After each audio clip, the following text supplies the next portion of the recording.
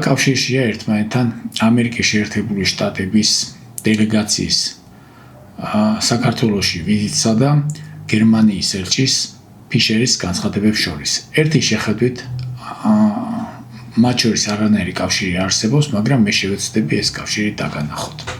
მე ვარ გია და ვლაპარაკობ ყველაფერზე, რაც ეხება საქართველოს აზღულსა და მომავალს. ბევრი პოლიტიკოსი ამბობს, რომ ევროპა არის ამერიკელების გავლენის ქვეშ.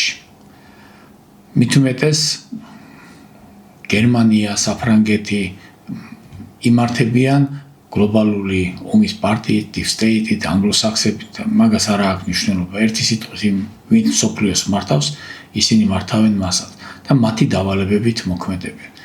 შესაბამისად, გერმანიის ელჩიც მოქმედებს გერმანიის მთავრობის დავალებით.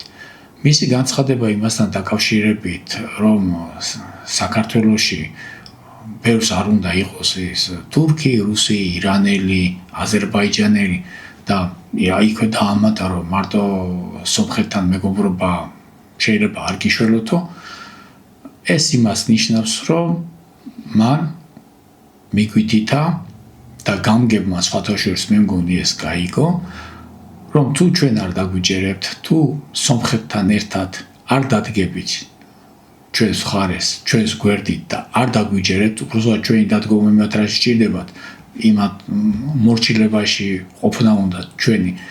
დაგემართებათ ის, რომ ან თურქეთი, ან ირანი, ან რუსეთი, ან აზერბაიჯანი, ან ყველა ერთად საქართველოს გაინაწილებენ დიდი სიამოვნებით და თქვენ დარჩებით დაკარგად დამოუკიდებლობას და მიახლოვით ასეთ თემაზე ლაპარაკი.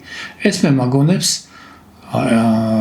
ბევრ კინოებში გინახიათ ალბათ ცუდი და კარგი პოლიციელის როლს. ამ შემთხვევაში გერმანია და არა მარტო გერმანია, ევროკავშირის კომისრების განცხადებები, ზოგიერთი სხვა ქვეყნის განცხადებებიც საქართველოს შესახებ თვლი რომ არის ცუდი პოლიციელის როლში. ეხლა რაც შეეხება ამერიკელების ვიზიტს საქართველოში.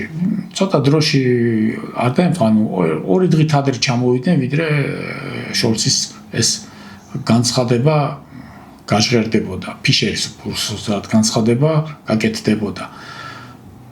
ჩამოვიდნენ კეთილი პოლიციელები, ჩამოიტანეს თაფლკვერები, ეგრეთ წოდებული პრიანიკები, რუსულად რო ვთქვათ, შეხვდნენ მთავრობასაც, ოპოზიციასაც, პოზიტიური სიგნალები გააჟღერეს, ჩვენთანაც ბევრი უკვე ძალიან ესეთი როგორ იტყვიან, აღტკინებულები იყვნენ ეს რა მოხდა, ამერიკული დელეგაცია ჩამოვიდა აქ, რა კარგად ვილაპარაკეთ, დავალაგეთ ურთიერთობები, დაიწყეს ისევ დემოკრატიაზე ლაპარაკი, დებატების გამართვა, პარლამენტში უნდა შევიდეს ოპოზიცია და ასე შემდეგ. ერთი სიტყვით ამერიკელებმა თავზე ხელი გადაუსვას, ჩვენ ხელისუფლებას, ოპოზიციასაც მოეფერა და უკვე სხვანაირად აჯექჭირდნენ.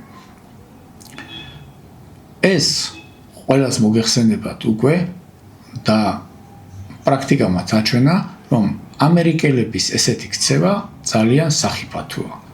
ცნობილ ფრაზებზე აღარ ვიტყვი, რომ ამერიკის მეგობრობაზე და მტრობაზე, რომლის უფრო უნდა გეშინოდეს. ეს ყველაფერი კიდევ ერთხელ აჩვენებს იმას, რომ საქართველო ევროპასა და ამერიკასაც, ანუ მე მათგან ვიხილავ ერთად, შეიძლება ეხლა რაღაცა უთანხმოება გქონდეთ ერთმანეთში, მაგრამ მოდით ესე ვიტყვით, კოლექტიურ დასავლეთს ძალიან სჭირდება არა მარტო მოცემულ მომენტში ირანის წინააღმდეგ, არამედ კარგად ვიცით რუსეთის წინააღმდეგაც, რა ზეწოლები იყო საქართველოზე, რუსეთის წინააღმდეგ ომში ჩაბმაზე. სამწუხაროდ ამერიკელების დაპირებების, ამერიკელებთან დადებული ხელშეკრულებების უკვე არავის აღარ სჯერა და არავინ აღარ ენდობა. ამიტომ არც მათი ეს დაპირებები, არ ვიცით ეხლა კულუარებში რას შეპირდნენ საქართველოს მთავრობას და რაზე შეთანხმდნენ, მაგრამ რაღაცას შეპირდებოდნენ ყველა შემთხვევაში. მე ურჩევდი მთავრობას, ანუ რა ვიცი ხა რჩევაც არ ქვია მაგას, ჩემ მოსაზრებას გამოვთქვა, რა უნდა გააკეთოს მთავრობამ თავი უნდა დაუქნიოს, დაეთანხმოს ყველაფერზე, არ უნდა წავიდეს ამერიკელებთან აშკარა კონფრონტაციაზე, მაგრამ რეალურად მაინც ის უნდა გააკეთოს, რასაც ამ ვიზიტამდე აკეთებდა და ესე რომ ვთქვათ, ატარებდა სუვერენიტეტის ხაზს მთელი მსოფლიოს დასანახად. მე მიზეზის ყოველთვის მოინახება, არ გამომივიდა, რა ვქნა, ესე მინდოდა, ვერ გავაკეთე და ასე შემდეგ. ამითი ისინიც კმაყოფილები იქნებიან და ჩვენი მთავრობაც აშკარა დაპირისპირებას და საფრთხეს აირიდებს თავიდან. მეორე მომენტი, ეხლა ზოგადად ისე უკვე ლაპარაკი ამ ოპოზიციასთან დაკავშირებით, რომ ჩვენი მთავრობა შეიძლება წავიდეს ხელისუფლება რიგარეში არჩევნებს. ეხლა ეს ამითი ჩვენი ხელისუფლება ორ კუთხეს დაიჭერს. პირველი ის, რომ ასე თქვა დასავლეთს დაანახებს, რომ აი მე ყველაფერს ვაკეთებ, რომ ოპოზიცია აი რიგარეში არჩევნებს ნიშნავ, რათა ოპოზიციას მივცე შანსი პარლამენტში შემოვიდნენ და მიიღო მონაწილეობა ქვეყნის მართვაში. სხვანაირად ეხლა ოპოზიცია პარლამენტში როგორ უნდა შევიდეს, თუ არჩევნები არ მოხდა. არ ამგონია დასავლეთი 2028 წელს დაელოდა. მეორე მხრივ, მთავრობა, ხელისუფლებამ ძალიან კარგად იცის, რომ 2 წელია დარჩენილი 28 წლამდე მეორე გარჩევნებამდე. ამ 2 წლის მანძილზე იმის გამო, რომ არსებული ოპოზიცია რო იტყვიან მათი რეიტინგი როგორც მოხდა, ხალხი არ უჭერს მათ მხარს და ისინი პარლამენტში უმრავლესობით ან რაღაცა გარკვეულ რაღაცა დიდი რაოდენობით უმრავლესობას თავიდანვებოს ვერ შევლენ. ამიტომ ჩნდება რისკი, რომ ამ 2 წლის მანძილზე გაჩნდეს ისეთი პარტია ან პარტიები, რომელსაც ხალხი მხარს დაუჭერს და ეს პარტიები გახდება სერიოზული კონკურენტი ქართული ოცნების. რისი დაშვებაც რა თქმა უნდა ნებისმიერ ხელისუფლებაში მყოფ პარტიას არ სურს. მათ არ უნდა თავიანთი კონკურენტის გაძლიერება.